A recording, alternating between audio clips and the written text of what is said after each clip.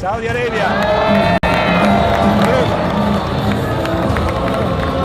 अस्सलाम वालेकुम दोस्तों, उम्मीद करता हूँ आप सभी लोग खैरियत से होंगे। गैर मुल्की लोग जो भी सऊदी अरब में काम करते हैं उनके लिए जो है गुड न्यूज़ है सैलरी के रिगार्डिंग। उनकी सैलरी के रिगार्डिंग नया नियम आने वाला है 1 जनवरी से, उसके बारे में अपडेट देने वाला हूँ। और नहाजा के तहत लोगों की गिरफ्तारियाँ हुई हैं, उसमें कैसे कालाकांडी करके और लोग जो जेल में बंद हैं तरहील सेंटर में उनको छुड़ाने की कोशिश करते हैं, उसके रिगार्डिंग आप लोगों को जानकारी दूंगा। और सऊदी अरब में पूरा चारों तरफ जो है जश्न का माहौल है। और अगर आप सऊदी अरब में ड्राइविंग करते हैं उसके रिगार्डिंग एक अपडेट आया है एक सिटी से। सबसे ज़्यादा एक्सीडेंट जो है किन कारणों से होते हैं, 3 कारण बताए गए हैं। एक कारण जो है वो एकदम कॉमन है, जो सब लोग करते ही हैं, मैक्सिमम लोग करते हैं। तो चलिए वीडियो की शुरुआत करने से पहले आप लोगों से गुजारिश करता हूँ, अगर आप लोग मेरे चैनल पर नए हैं तो चैनल को सब्सक्राइब करके ऑल नोटिफिकेशन ऑन कर लीजिए।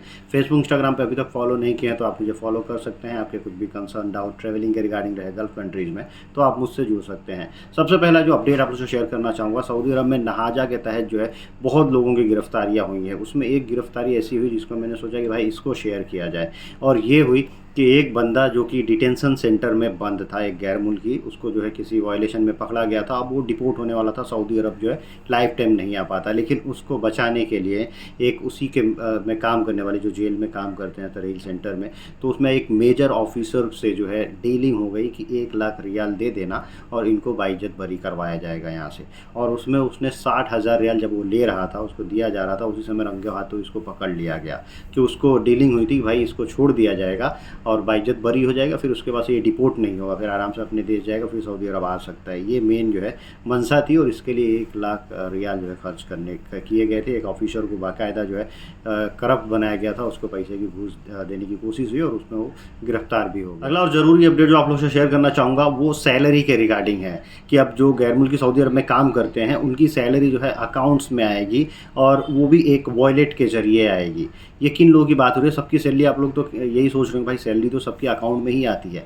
ये मैं बात कर रहा हूँ घरेलू वर्कर की, जो डोमेस्टिक वर्कर हैं। अभी तक उनकी भी सैलरी अकाउंट में आती थी, लेकिन 1 जनवरी से जो है एक नियम लागू किया गया है। ये 1 जनवरी से जो नियम लागू होगा 2025 में, उसमें अगर किसी कफील के पास 4 वर्कर हैं, 4 घरेलू वर्कर उसके वहाँ काम करते हैं, तो उनकी सैलरी उनको जो है अकाउंट में ट्रांसफ़र करना होगा। और वो भी कैसे? एक वॉलेट बनाया गया है मुसानत के द्वारा, वॉलेट होता है, उसके द्वारा ट्रांसफ़र किया जाएगा। इससे ये होगा कि सऊदी में जो है एक डिजिटलाइजेशन होगा, डिजिटल वॉलेट का जो है वहाँ पे ये होगा, करेंसी ज़्यादा यूज़ नहीं होगी और डिजिटली लोग जो है कुछ भी वहाँ पे मतलब ख़रीदारी भी कर सकते हैं, उनकी सैलरी भी जाए। और दूसरा सबसे बड़ा जो एक चीज़ होगा, जो फ़ायदा होगा, वो ये है कि सऊदी अरब की गवर्नमेंट के नज़र में रहेगा कि उनके वर्कर जो भी वहाँ पे काम कर रहे हैं उनको सैलरी टाइम पे दी जा रही है कि नहीं। उसमें भी एक टाइम पीरियड निर्धारित किया गया है कि इस टाइम पीरियड में ही उनको सैलरी उनके खाते में जानी चाहिए एक वॉलेट के ज़रिए।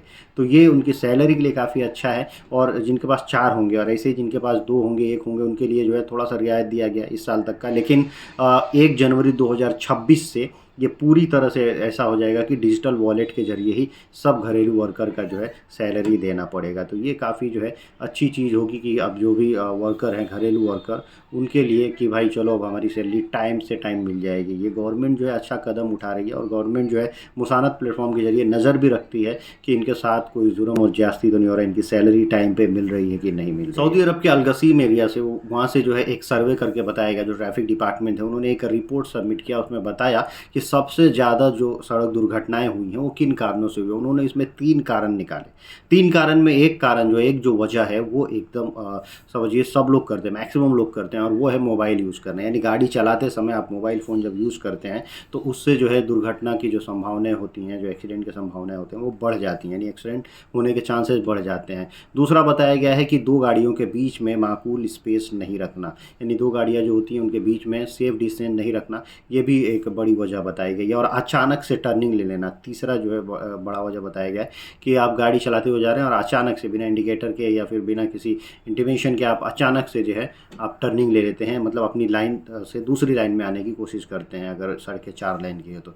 ये 3 कारण बताए गए हैं। तो ड्राइवर लोगों को इन तीनों कारणों पर ध्यान देना चाहिए, और ज़्यादातर ये कोशिश करना चाहिए कि गाड़ियों के बीच में स्पेस कम है तो उसको अच्छा स्पेस, एक सेफ स्पेस रखें ताकि एक्सीडेंट होने के खतरे कम रहे, और मोबाइल का यूज़ नहीं करना चाहिए। वीडियो के आखिर में बात करते हैं सऊदी अरब में। पूरे सऊदी अरब में और पूरे अरब में आप कह सकते हैं कि खुशी का माहौल है, जिसमें ये मेन रीज़न क्या बताया गया है कि सऊदी अरब को जो है फीफा वर्ल्ड कप होस्ट करने के लिए मिल गया है, चुन लिया गया है। अब सऊदी अरब जो है फीफा वर्ल्ड कप 2034 जो होगा उसको सऊदी अरब में होस्ट किया जाएगा, सऊदी अरब उसकी मेज़बानी करेगा।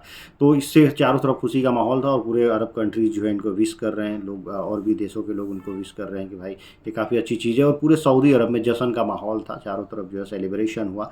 तो अब आप सोच रहे होंगे भाई इससे फ़ायदे क्या होंगे। फीफा वर्ल्ड कप तो इसने कतर ने भी किया था, हर 4 साल पे एक बार होता है, और दुनिया में जो सबसे बड़े गेम्स हैं उसमें दूसरे नंबर पे फीफा आता है, पहले नंबर पे ओलंपिक है। तो कतर में हुआ था, तो कतर को कुछ फ़ायदा हुआ क्या इससे। कतर ने इसमें लगभग 20 लाख डॉलर इसमें खर्चा किया था, लगभग 20 लाख मिलियन डॉलर, मतलब बहुत ज़्यादा पैसे खर्चे किए थे। ये थोड़ा ऊपर नीचे हो सकता है, लेकिन उसका फ़ायदा उसको कितना हुआ। तो फ़ायदा की बात करें तो बहुत नाम मात्र का फ़ायदा हुआ कतर को। अब ऐसे ही सऊदी अरब करने जा रहा है। सऊदी अरब क्योंकि 2030 के ये में बाकी काफ़ी वहाँ पे डेवलपमेंट कर रहा है, और स्पोर्ट को लेकर के भी काफ़ी डेवलपमेंट वहाँ पे हो रही है। अब इस चीज़ में उसको होस्टिंग मिली तो चारों तरफ जो है जश्न का माहौल था।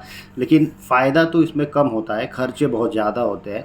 लेकिन एक चीज़ होता है कि होटल्स और ये जो चीज़ें होती हैं टूरिस्ट को लेकर के वो बढ़ जाती हैं, यानी पूरी दुनिया से लोग जो है एक नई पहचान देखेंगे सऊदी अरब का, और वहाँ पे विजिट करेंगे, होटल्स भरे हुए रहेंगे, रेवेन्यू जनरेट होगा। उससे क्या होगा, सऊदी अरब हाईलाइट होगा, जैसे कतर हाईलाइट हुआ, फिर सऊदी अरब जो हाईलाइट होगा, टूरिज़्म के क्षेत्र में आगे बढ़ेगा।